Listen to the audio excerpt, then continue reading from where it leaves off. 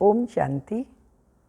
6/1/2025 के साकार अनमोल धारणा युक्त ईश्वरीय महावाक्य हैं।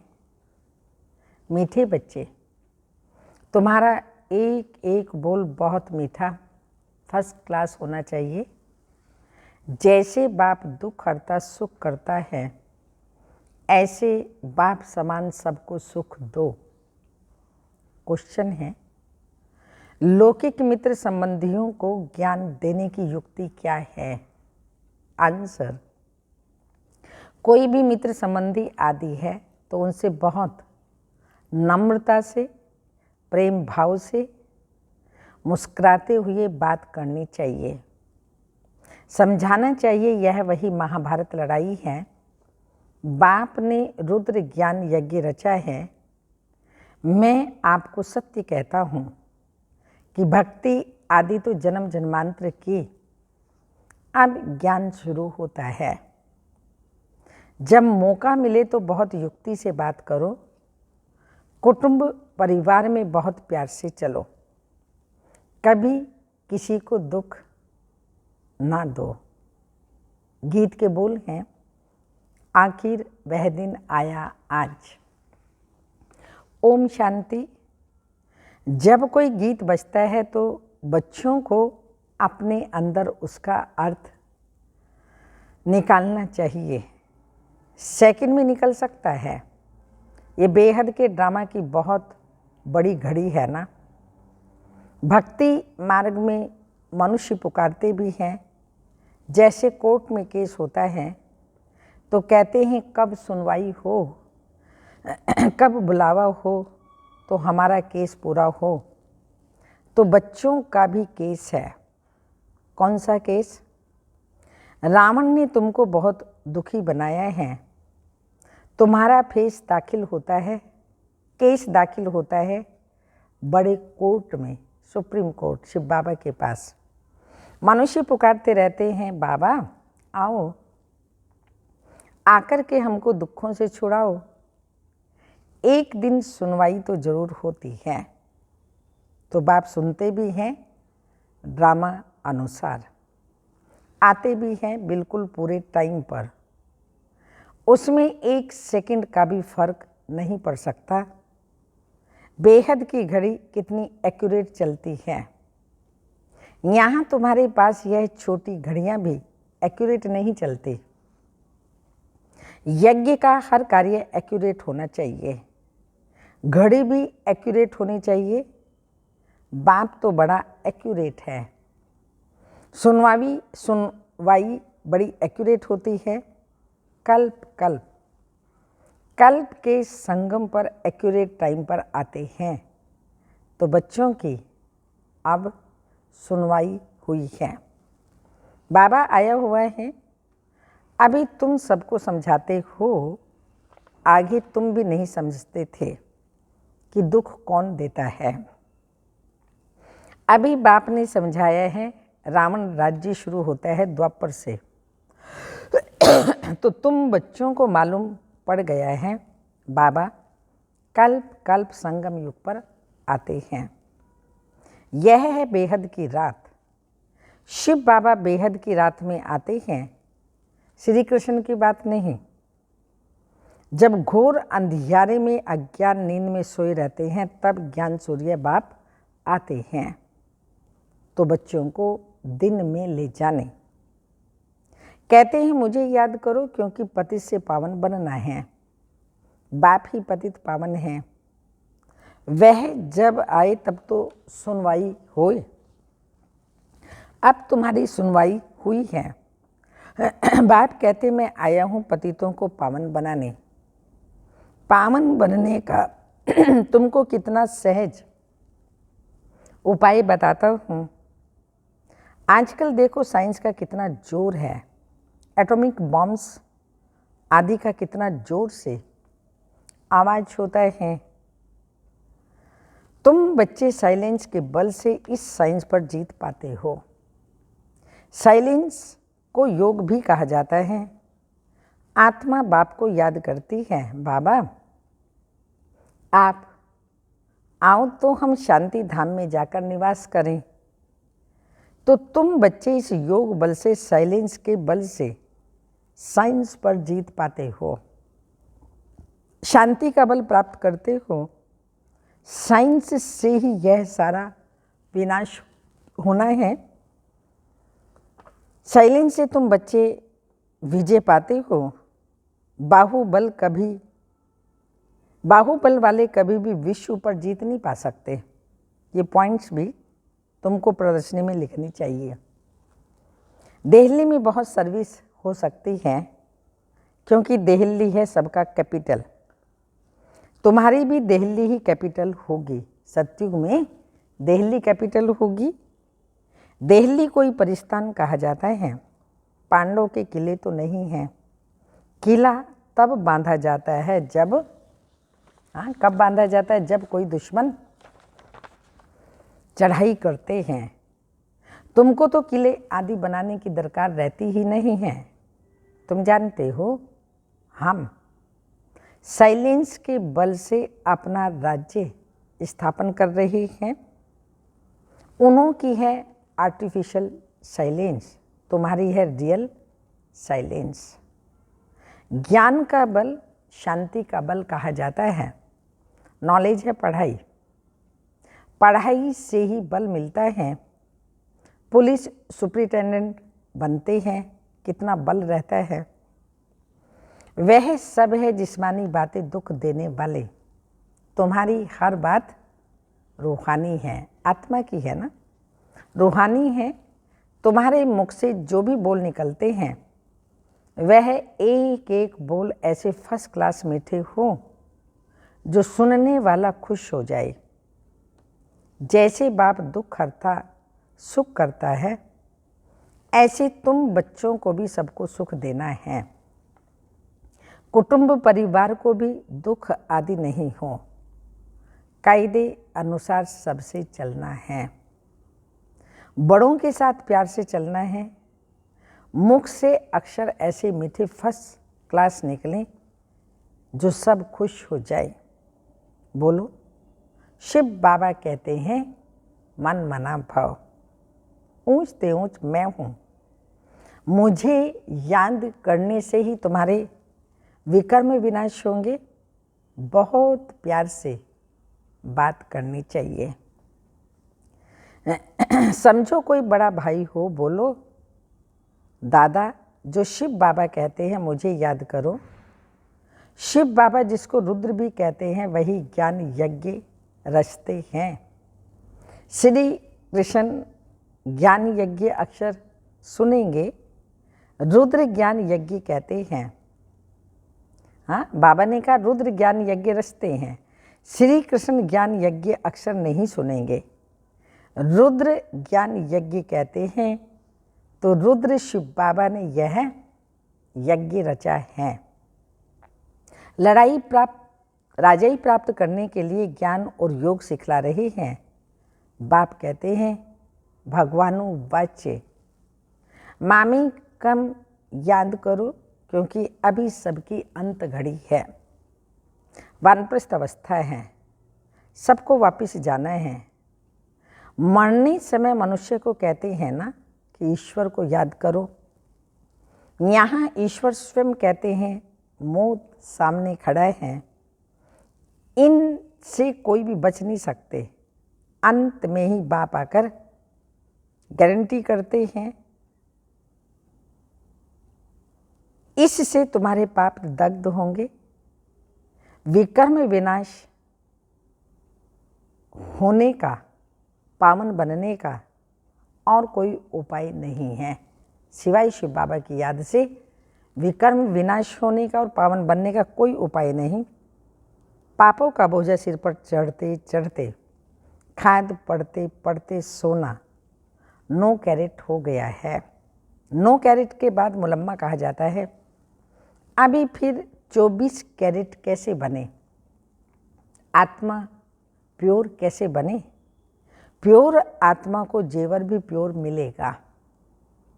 कोई मित्र संबंधी आदि है तो उनसे बहुत नम्रता से, प्रेम भाव से, मुस्कुराते हुए बात करनी चाहिए। समझाना चाहिए, यह तो वही महाभारत लड़ाई है, यह रुद्र ज्ञान यज्ञ भी है। बाप द्वारा हमको सृष्टि के आदि मध्य अंत की नॉलेज मिल रही है और कहाँ भी यह नॉलेज मिल न सके। मैं आपको सत्य कहता हूँ, ये भक्ति आदि तो जन्म जन्मांतर की है। अब ज्ञान शुरू होता है, भक्ति है रात, ज्ञान है दिन। सत्युग में भक्ति होती नहीं। ऐसे ऐसे युक्ति से बात करनी चाहिए। जब कोई मौका मिले, जब तीर मारना होता है तो समय और मौका देखा जाता है। ज्ञान देने की भी बड़ी युक्ति चाहिए। बाबा युक्तियाँ तो सबके लिए बताते रहते हैं। पवित्रता तो बड़ी अच्छी है। ये लक्ष्मी नारायण हमारे बड़े पूज्य थे ना, हैं पूज्य पावन, फिर पुजारी पतित बने।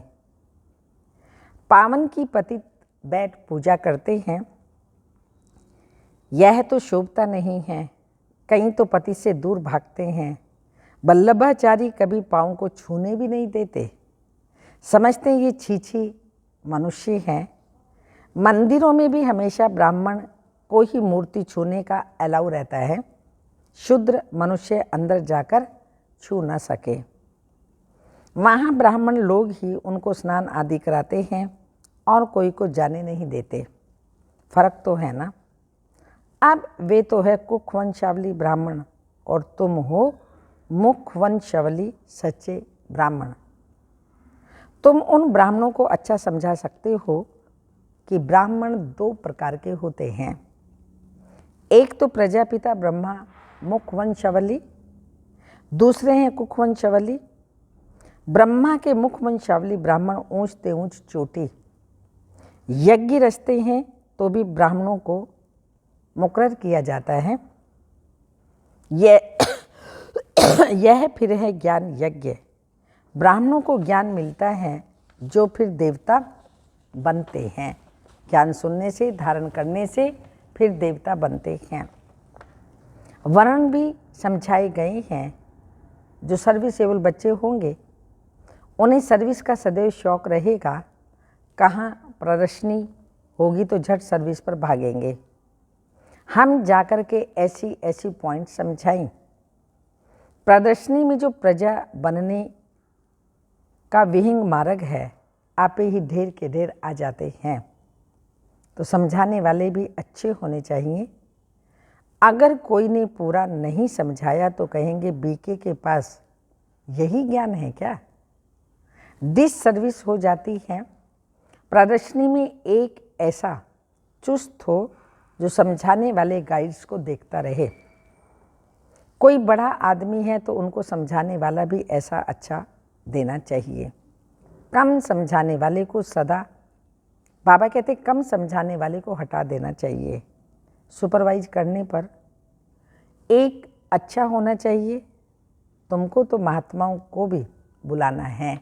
आज तो आ रहे हैं इतने महात्माएं जो बाबा का ज्ञान कितना अच्छी तरह से समझते हैं, सुनते हैं, धारण करते हैं। तो बाबा ने कहा वो भी, उनको भी बुलाना चाहिए। तो बाकी सब उनको भी बुलाना है। तुम सिर्फ बताओ कि बाबा ऐसे कहते हैं। वह ऊंचते ऊंच भगवान हैं, वही रचयिता बाप है, बाकी सब हैं उनकी रचना। सर्व का सदगति करने वाला एक ही बाप है, उनको याद करना है। बाप खुद आकर गोल्डन एज बनाते हैं। ब्रह्मा तन से स्वर्ग स्थापन करते हैं। शिव जयंती मनाते भी हैं, परंतु वह क्या करते हैं यह सब मनुष्य भूल गए हैं। तो शिव बाबा ही आकर के राजयोग सिखलावे वर्षा देते हैं। राजयोग सिखला करके फिर वर्षा देते हैं। 5000 वर्ष पहले भारत स्वर्ग था। लाखों वर्ष की तो बात ही नहीं। तिथि तारीख सब हैं, उनको कोई खंडन कर न सके। नई दुनिया और पुरानी दुनिया आधा आधा चाहिए। वह सत्युग की आयु लाखों वर्ष कह देते हैं तो कोई हिसाब हो नहीं सकता। स्वास्तिका में भी पूरे 4 भाग हैं। 1250 वर्ष हर युग में बांटे हुए हैं। हिसाब किया जाता है। वो लोग हिसाब तो कुछ भी जानते नहीं, इसलिए कोड़ी तुल्य कहा जाता है। अब बाप हीरे तुल्य बनाते हैं। सब पतित हैं, भगवान को याद करते हैं। उन्हों को भगवान आकर ज्ञान से गुलगुल बनाते हैं। तुम बच्चों को ज्ञान रत्नों से सजाते हैं। फिर देखो तुम क्या बन जाते हो। तुम्हारी एम ऑब्जेक्ट क्या है। भारत कितना सिरताज था, यह सब भूल गए हैं। मुसलमानों आदि ने भी कितना सोमनाथ मंदिर से लूट करके मस्जिद आदि में हीरे आदि जाकर लगाए हैं। अभी उनकी तो कोई वैल्यू भी कर नहीं सकते। इतनी बड़ी बड़ी माड़ियाँ राजाओं के ताज में, मणियाँ राजाओं के ताज में रहती थी। कोई तो करोड़ों की और कोई 5 करोड़ की। आजकल तो सब इमिटेशन निकल पड़ी है। इस दुनिया में सब आर्टिफिशियल पाई का सुख है, बाकी है दुख। इसलिए सन्यासी भी कहते हैं काग विष्टा के समान सुख है। इसलिए वह घर बार छोड़ते, परंतु अब तो वह भी तमो प्रधान बन पड़े हैं। शहर में अंदर घुस पड़े हैं, परंतु अब किसको सुनाएं। राजा रानी तो कोई है ही नहीं, कोई भी मानेगा नहीं। कहेंगे सबकी अपनी अपनी मत है, जो चाहे सो करें। संकल्प की सृष्टि है। अब तुम बच्चों को बाप गुप्त रीति पुरुषार्थ कराते रहते हैं। तुम कितना सुख भोगते हो। दूसरे धर्म भी पिछाड़ी में जब वृद्धि को पाते हैं तो लड़ाइयाँ आदि किटकिट होती है। पूर्ण समय तो सुख में रहते हैं। इसलिए बाबा कहते हैं तुम्हारा देवी देवता धर्म बहुत सुख देने वाला है। हम तुमको विश्व का मालिक बनाते हैं। और धर्म स्थापक कोई राजा ही नहीं स्थापन करते, वह सदगति नहीं करते। आते हैं सिर्फ अपना धर्म स्थापन करेंगे। वह भी जब अंत में तमो प्रधान बन जाते हैं तो फिर बाप को आना पड़ता है सतो प्रधान बनाने। तुम्हारे पास सैकड़ों मनुष्य आते हैं, परंतु कुछ भी समझते नहीं। बाबा को लिखते हैं फलाना बहुत अच्छा समझ रहा है, बहुत अच्छा है। बाबा कहते हैं कुछ भी समझा नहीं। अगर समझ जाए बाबा आया हुआ है, विश्व का मालिक बना रहे हैं, बस उसी समय मस्ती चढ़ जाए, फौरन टिकट लेकर यह भागे। परंतु ब्राह्मणी की चिट्ठी तो जरूर लेनी पड़े बाप से मिलने के लिए। बाप को पहचान जाए तो मिलने के बिगर रह नहीं सकते। अगर बाबा को यथार्थ रीति पहचान जाए तो बाबा से मिलने के बिना रह नहीं सकते। एकदम नशा चढ़ जाए। जिन्हें नशा चढ़ा हुआ होगा उन्हें अंदर में बहुत खुशी रहेगी। उनकी बुद्धि मित्र संबंधियों में भटकेगी नहीं, परंतु बहुतों की भटकती रहती है। गृहस्थ व्यवहार में रहते कमल फूल समान पवित्र बनना है और बाप की याद में रहना है। बहुत सहज है। जितना हो सके बाप को याद करते रहो। जैसे ऑफिस से छुट्टी लेते हैं, वैसे धंधे से छुट्टी पाकर के 1-2 दिन याद की यात्रा में बैठ जाओ। घड़ी घड़ी याद में बैठने के लिए अच्छा सारा दिन व्रत रख लेता हूँ। बाप को याद करने का कितना जमा हो जाएगा। विकर्म भी विनाश होंगे। बाप की याद से ही सतो प्रधान बनना है। सारा दिन पूरा योग तो किसी का लग भी न सके।